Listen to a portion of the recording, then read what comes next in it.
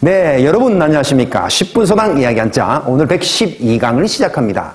여러분들 추석 명절은 다들 잘 보내셨나요? 저도 며칠 동안 잘 쉬다가 오늘 다시 촬영을 하게 되었습니다.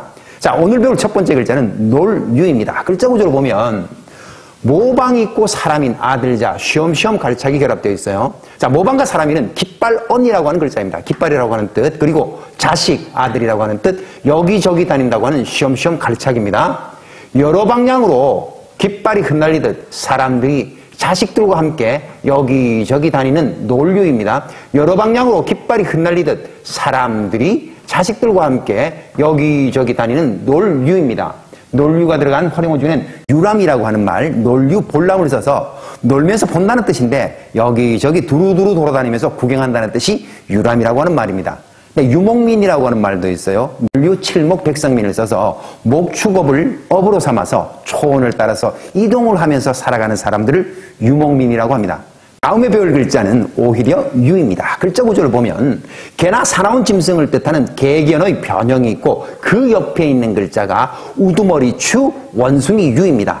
네, 글자 이야기 정리하겠습니다. 짐승인 우두머리 원숭이가 오히려 다른 원숭이보다 망설임과 두려움이 많다는 오히려 유입니다. 짐승인 우두머리 원숭이가 다른 원숭이들보다 오히려 망설임과 두려움이 많은 오히려 유입니다. 오히려 유가 들어간 활용어 중에는 유예라고 하는 말이 있습니다. 오히려 유, 미리예를 써서 망설여서 결행하지 않는다는 뜻인데 법적인 용어로 많이 써요. 그래서 시를 늦춘다는 뜻이 유예라고 하는 말입니다.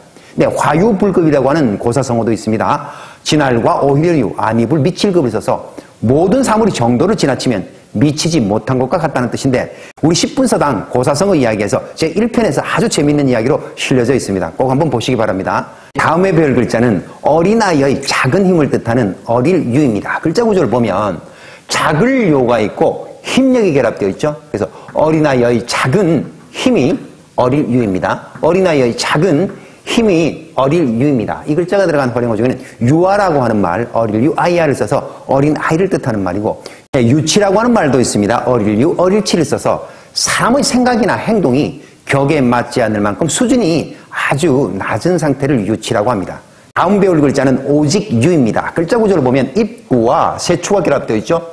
자, 입으로 새가 오직 울기만 하는 새, 오직 유입니다. 입으로 새가 오직 울기만 하는 새, 오직 유입니다.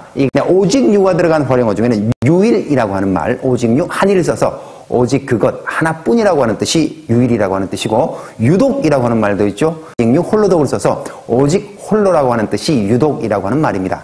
다음에 배울 글자는 시나 글을 입속에서 되뇌인다는 을풀음입니다. 글자 구조를 보면 입구가 있고 이재금이 있죠.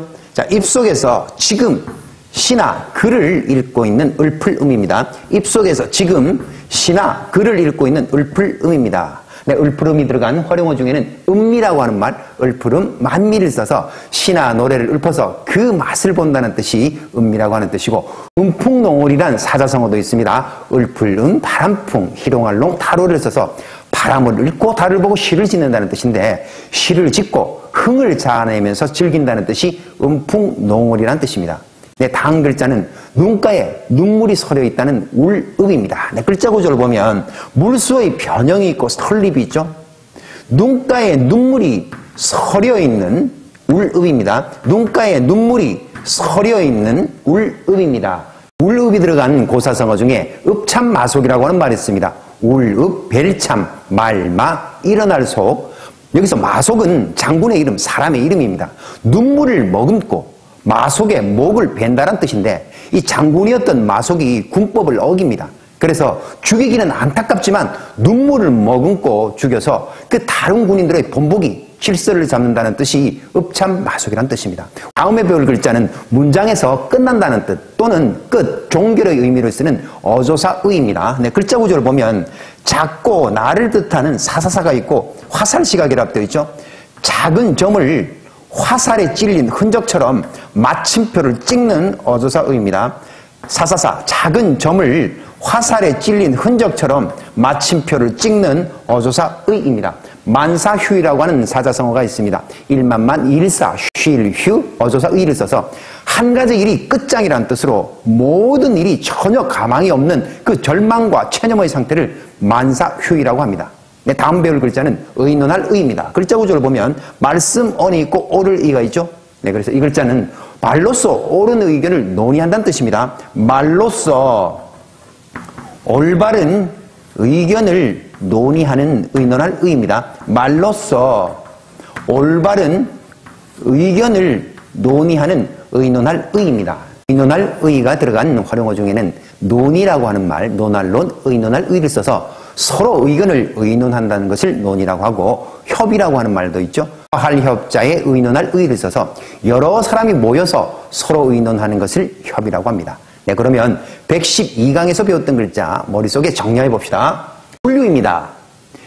깃발이 여러 방향으로 펄럭이듯 사람들이 자식들과 함께 여기저기 다니는 논류. 다음은 오히려 유입니다.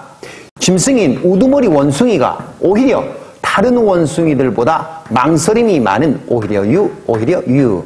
다음은 어릴 유입니다. 작은 어린아이의 힘, 어릴 유입니다. 작은 어린아이의 힘, 어릴 유입니다. 네, 다음은 오직 유입니다. 입으로 오직 울기만 하는 새, 오직 유. 다음은 을풀음입니다. 입속에 지금 시나 글을 읽고 외고 있는 을풀음입니다. 다음은 울읍입니다. 눈가에 눈물이 서려 있는 울읍. 다음은 어조사의입니다. 사사사의 화살시, 사사사 작은 점을 화살에 찔린 흔적처럼 마침표를 찍는 어조사의. 다음은 의논할 의입니다. 말씀원의 옳으리, 말로써 올바른 의견을 의논할 의입니다. 네, 여러분 112강 한자 이야기도 재밌게 잘 들으셨나요? 복습은 언제나 빠른 배속으로 두세 번 꼭 하시기 바랍니다. 네, 그러면 113강에서 만나 뵙겠습니다. 안녕히 계십시오.